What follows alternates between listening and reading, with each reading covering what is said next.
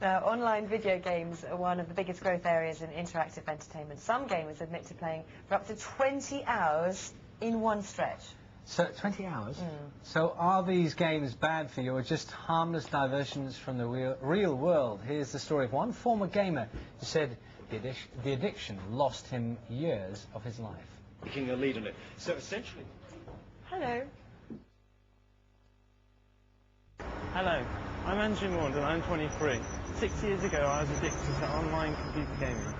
Playing one of these games is like entering a whole new world.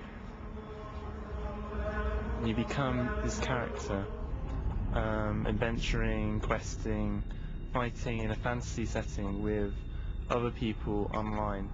It's a game which you can never truly finish, and the more you play it, the more you need to play it to improve your character.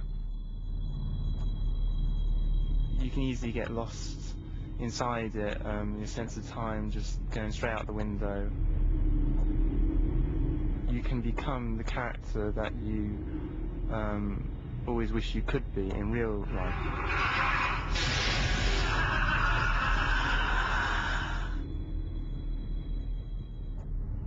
After playing this game so much, I ended up dropping out of college because I couldn't keep up with the amount of work. I spent all my time playing this game, and then I found it difficult to get back into work because I couldn't relate to people. I lost all my confidence, I was very nervous. Even stuff like buying a cup of tea was very difficult for me because just walking up and talking to people got me feeling very nervous, and I just didn't feel like I could do it, and I just felt uncomfortable.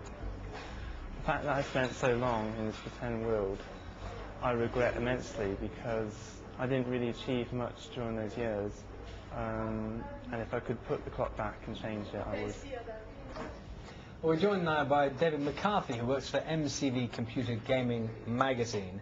There's something really quite tragic about people who get lost in the time and the money they spend. Well, yeah, certainly. I mean, there are some people who spend more time than they should playing these games. But one of the characteristics of these online games is actually that it's quite a rich social environment. So a lot of the time, to the observer, it might look like they're kind of zoned out in front of the computer, but actually they're interacting with people they might have otherwise never have met. But via a computer. Via a computer, yeah. But I mean, that's they're still interacting, and a lot of the time, what you'll see is people take these real-world relationships that they build in these virtual worlds and follow up on them in the real world. So, for example, they might meet people. I mean, there's a lot of stories. For example, people kind of getting married to people they might have, gone adventuring with online and so on and so forth. So they do have benefits, that's for sure. And what about the nature of the games? Because aren't they sort of designed to make you have to sit by your computer? Is that? Yeah, I mean, one of the characteristics of these online games is that you pay a monthly subscription to play, and so it's in the publisher's interest, the creators of the game, it's in their interest to create a game that kind of draws people in. So there are certain mechanics in the game that reward the length of time that you play. For example, you become more powerful the more time you spend in the game, and so on and so forth. But to a certain extent, you could compare that to a series like 24.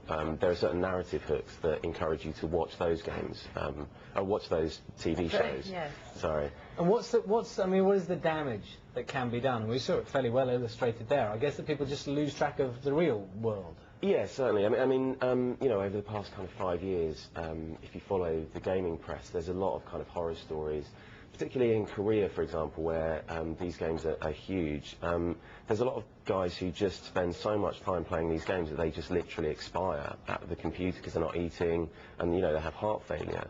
And there's some horror stories in America, but those are absolutely the exceptions. And to a certain extent, that people can get obsessed with any sort of activity that draws them in like that.